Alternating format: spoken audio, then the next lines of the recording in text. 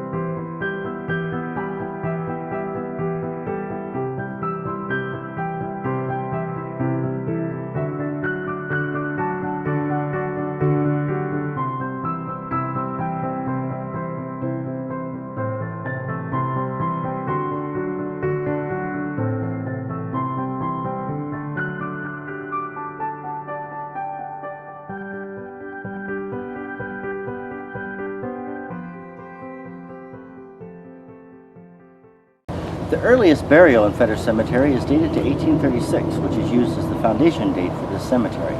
It was abandoned as a cemetery in the early 1900s and was primarily a Fetters family plot, though they did share it with some of their neighbors. Unfortunately, it was abandoned almost completely, and in the 1950s there's a report that many of the stones here were vandalized, some of them even pushed over into the creek. But Center Township in 1989 took an effort and came out and restored the cemetery as you see it today.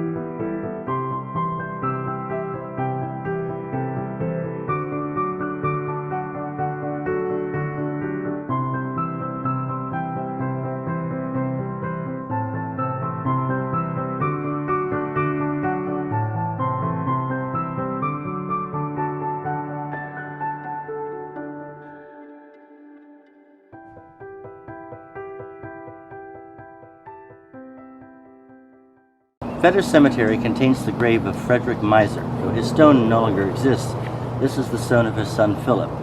In the Goodspeed history of 1882, there's a story about Frederick Miser. He was considered one of the great hunters in Williams County. He came to this township, Center Township, in 1834. He was considered the best hunter in southern part of Williams County, and remember, that included all of Defiance County.